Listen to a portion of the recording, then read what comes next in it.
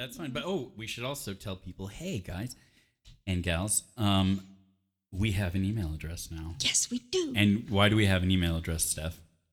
So that you can email us with questions? With questions. We're taking questions. We are going to answer your questions in as apt a fashion as we answer one another's here on this podcast. miraclesinmanhattan@gmail.com. Easy to remember. Yeah. All you have to do is remember the name of the podcast and then Gmail.com. Very popular email. It's a Google product. miraclesinmanhattan@gmail.com. So just remember that and we'll point you in the right direction. Yeah. And right. for reals. Do please email questions and don't feel like they need to be totally pertinent to the episode you just listened to. No. We'll Any lesson, yeah. My meaningless thoughts are showing me a meaningless world.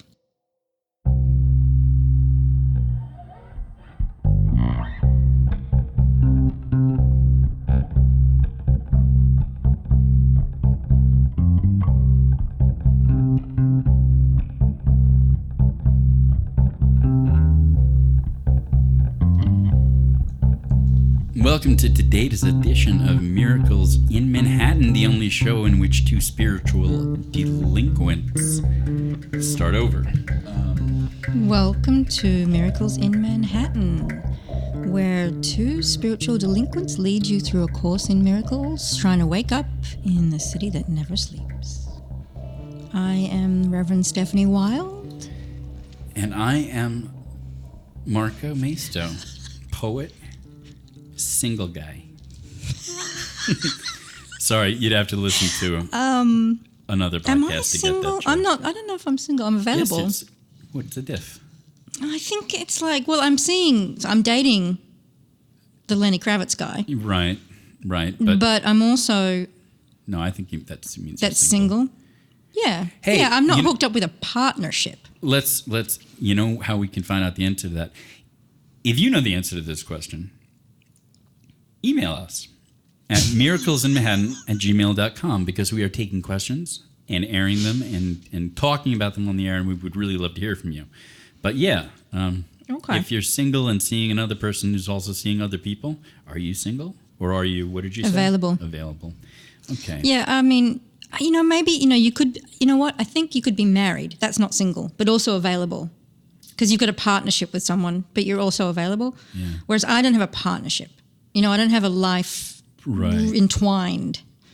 I would feel kind of skeezy asking a woman if she's available. Doesn't that sound kind of skeezy? I mean, you just have to assume she's available if she's on a dating app. Yes, it's just the word. Yeah. I saw in a movie, an English movie, and they used the word free. Are you free? Oh boy, there's a lot of confusion would happen there. Well, it had to be in context. It wasn't just you're walking around saying, "Hey, you free?" Yeah. But it was, it was if you were sort of. I'll try that next time at Whole Foods. Yeah. That'll work. Are you free? Are you free? Because I had to pay for the tomatoes, and they were expensive. Yeah. And yes, I said tomatoes. All right. Steph. All right, so lesson 11 goes like this. My meaningless thoughts are showing me a meaningless world. Now, this is an interesting lesson because it's on page 18 of the workbook for students. And at the end of the first paragraph, it says, the key to forgiveness lies in it. So this is the first time, if I'm not mistaken, that the course talks about forgiveness. Right. And so you don't have to say it. You're the author of a book called The Art of Forgiveness, which is quite good. Thank you. The process of forgiveness is the miracle that A Course in Miracles talks about. It's dissolving illusion. So this is a big lesson today because it really starts to get to the heart of the matter. So this is how we do lesson 11, the exercise of lesson 11. For maximum benefit, the eyes should... Wait, no, let me go back. We need to, with our eyes closed, first repeat the idea slowly to ourselves. My meaningless thoughts are showing me a meaningless world. Then open your eyes and look around from one thing to another fairly rapidly without lingering on anything in particular. It should just be done as casually as possible. That's it. And you keep repeating the idea.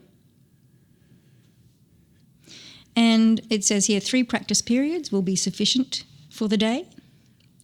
But you can do as many as 5. But more than this is not recommended. So it's a pretty straightforward exercise compared to lesson 10, which had like a few it was almost like a little set of mantras.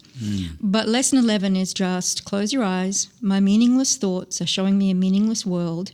Open your eyes, move your eyes, let them rest on this, that, and the other, but nothing in particular, in casual, unhurried, leisurely way. And then repeat the idea once more. My meaningless thoughts are showing me a meaningless world. It says here that this contains the foundation for the peace, relaxation, and freedom from worry that we are trying to achieve. Right. Okay, so this extends, and correct me please if I'm wrong, this is how I understand it. This extends on lesson 10, which establishes that my thoughts are meaningless, correct? Mm-hmm. This goes on to say that so is the world around Correct. me. Okay. Because we've already been introduced to the idea that our thoughts have determined the world, right? Right. Thoughts are from the past. We're projecting our thoughts, our perceptions, wishes, expectations on the world. But if my thoughts are meaningless, then the world that I'm seeing is meaningless. Yeah, in a way this is saying by practicing lesson 10, you're not just pretending. You're not just pretending that the things around you have no meaning. They don't. Correct. Absolutely correct. There's absolutely correct. Absolutely correct. And, more will be revealed. Like, spoiler, the world's not really meaningless. But at this point in our course, my thoughts are meaningless, so the world that I'm perceiving is meaningless. Mm-hmm. But we just don't want to get ahead of ourselves. We just practice each step like a brick in the foundation. Yeah. That was actually the first time that I put 2 and 2 together, I think, on some of these, where at least 2 lessons really mutually reinforce each other. Mm-hmm. It makes sense that 10 is more complicated than 11. 11 is basically saying you're not out of your fucking mind. Yeah, you've just been misperceiving things. You've been believing there's meaning outside of yourself, and there's not. It's just your thoughts giving you meaning. Yeah, I'm going to bullet point this book. Look at mine. I understand. Hey, so no, this is a question I have that maybe people who are listening might also. And it's probably explained in the text, so forgive me if it's repetitive. But no, that's why we're here. Yeah. So lesson 10, every lesson tells you to do exercises of some kind. Yeah. Nothing hard, nothing consuming. Just a few minutes a day. But my question is this. Is it that on Monday I do the things talked about in lesson 10 and move on, leave those behind me, and on Tuesday I go on to lesson 11? Or do I stick with one lesson and continually practice that before I move on to No, you just do it one after the other. Yeah. Really? Yeah. Okay. Yep, one a day. Okay. Mm-hmm. Cool. Yeah, I mean, I suppose you could do it for a couple of days, but no more. It's definitely not a week or a month or anything like that. Or graduating from one to the other sort of thing. You should do them in order. No, that's not what I mean by graduate. You shouldn't feel as if you have to have mastered one to move forward. No, you're just practicing seeing things in a different way. But I mean, if you get rusty or you have a big break or something, then you might want to go back. But no, it's not supposed to be arduous at all. Right. For the perfectionists in the audience. Yeah, absolutely. No. Okay, that's good. That's wow, that makes cool. Yeah. Okay, so what the hell are we going to talk about here? Meaningless thoughts, meaningless world. I mean, I'll jump right. So, yeah, the first thing that comes to mind is, kind of Meaningless? yeah. No, it's Sorry. is semiotics is that there's not a natural connection between things and the words that we have for them. Oh, however, yeah. Mm-hmm. However, when I look around this room, a lot of the time, not all the time, I look at an object and the word for that object dimly pops into the back of my head. Sure. Right? And so that is something, seems to me, this lesson is trying to nudge you away from doing. Maybe. I don't know. Sure. Or at least maybe nudge you away from any sort of emotional and experiential attachments that you might have to that object. Yes. Which is why I don't keep like my, yeah. Yeah. And yes, that's right. And I think you pointing out that what I think you've really pointed out is that the word does not equal the object. I mean, it's just a tag we put on it. And that's what's so cool about learning another language. You see how the tags for things relate to one another differently. So it's not that there's an absolute meaning for each object. We're just giving them tags. Yeah.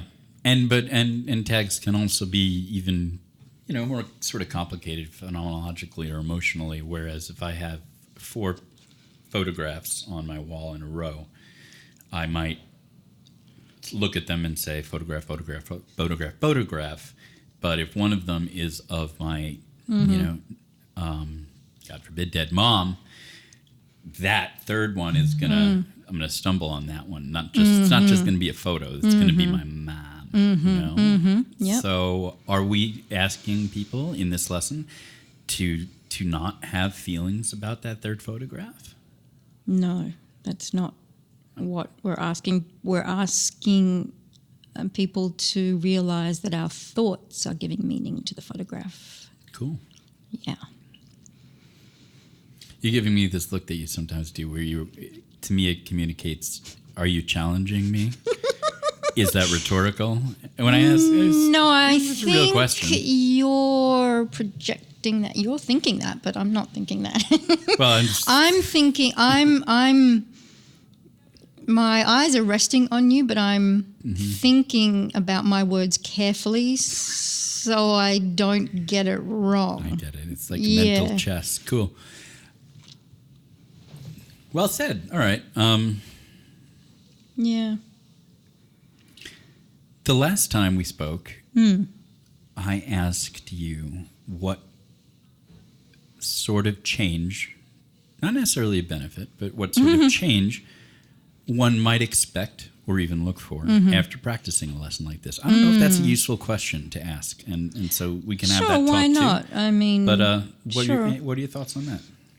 Well, this lesson, I think, is really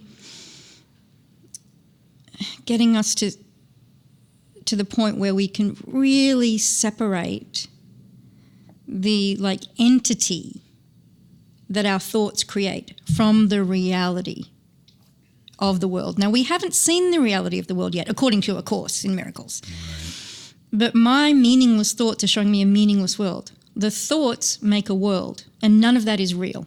So I think if we can sort of conceptualize as the thoughts and the world they make is like a ball, and we can just set that aside.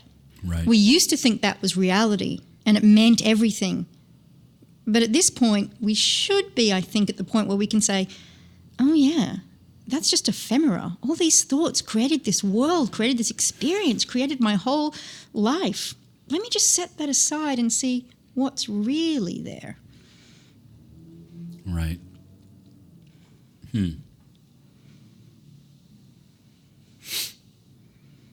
This makes sense. And it, again, once again, it feels like a one-to-one correspondence. Don't at me with a lot of Zen that I've been exposed to. You'd hear this kind of spoken about in terms of formlessness. Okay. Versus form. And, tell us more a bit about that. Just that. Boy, I'm going to get this really wrong. Well, but that's okay, if we get it wrong, because we're just people trying to get happy. And so I'm also a person trying to remember, but yes, and get happy in doing that. But that objects or things are really no more than forms, and form is itself formlessness. So that there is again no inherent meaning in any thing. Now that doesn't mean that, like, as a Buddhist, I have no respect for sentient life. You know, quite the opposite. Yes. In fact, diametrically the opposite. But mental formations, i.e. thoughts or blocks and things like that, these are not externally provided from the universe to me, or I'm not beset by them. Right. They're products of an unrested mind. Yep. You know, yeah. I think a lot of misconception that I had, and that a lot of people have, about meditation in the world of Zen, is that you're sitting hard and concentrating hard on not having any thoughts. And if you think about it, that act is itself a thought form. And so that's we can't not have thoughts, but we just recognize them for what they are. Right. Yeah. Right.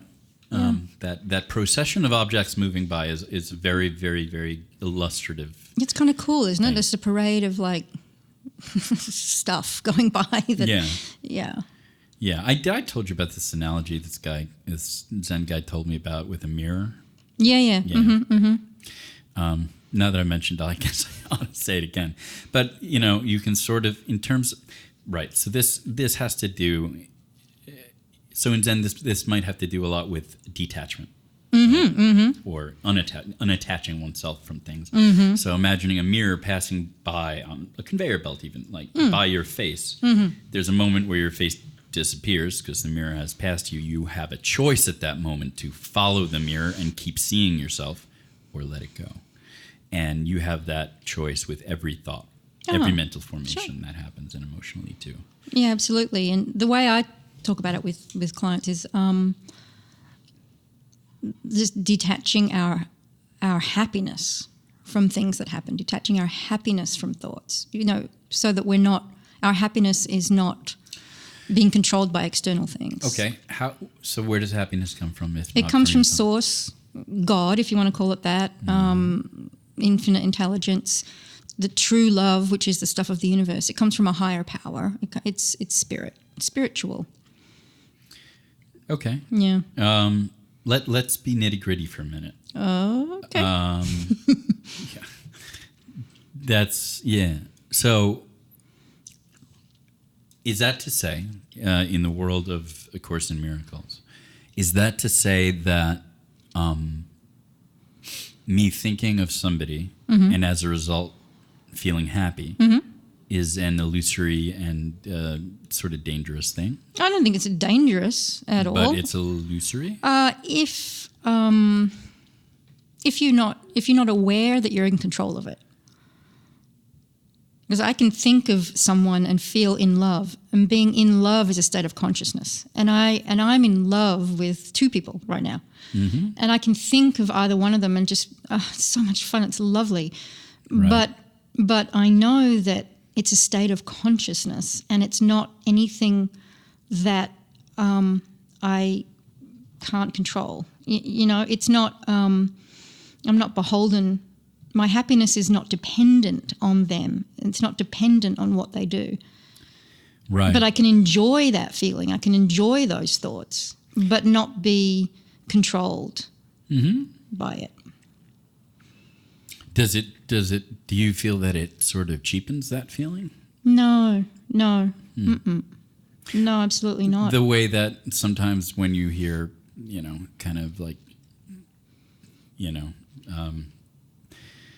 really watered down, like, neurobiologists talk about love is chemicals and shit like that, the sort of stuff that you'd hear. No, I mean, I think it's chemicals plus consciousness. Right. Yeah. I'm saying, what I was saying is, when I hear that sort of stuff, and I know, yes, I get it, there are chemicals that make you feel ways. Yeah. I really get that. Yeah. But Well, I no, always feel like because- somebody is saying that in order to sort of, again, like cheapen, or cheapen might not be the right word, but to sort of dissociate the experience from the experience that I want it to be, or believe it to be. Yeah, no, I understand that. That can engender fear and anger, because underneath anger is fear. Because, and I think, where we are at lesson 11, because all of a sudden everything seems meaningless, right? It's not, Right. But it doesn't mean that I'm going to treat the other person as disposable. I'm going to treat them as a child of God. I'm going to treat them as equal and as valuable as I am, and with a great deal of respect. Right. Right. Do you have to see them as a child of God? In order to what? Do that? Do all of Yeah, that. I think so. Okay. I think so. And that's why spiritualism appealed to me, because that's how I was seeing people. And when I found the religion, that's what they said. We are each a spirit in a body. We're absolutely equal. Right. We're absolutely as valuable as each other. And we are like drops of water in the ocean. We're part of this consciousness. We're part of infinite intelligence. We're part of source, quantum field, if you want, whatever Right. you want. Yeah. Child And of this is God. why this is kind of the perfect podcast, because at this point, this is like a point where this sort of sub-dialogue that you and I have about like comparing this to Zen stuff parts ways, I think, because because I'm not even going to try to articulate, like a Zen Buddhist view of deity, afterlife, soul, spirit, anything. But it's definitely much more downplayed.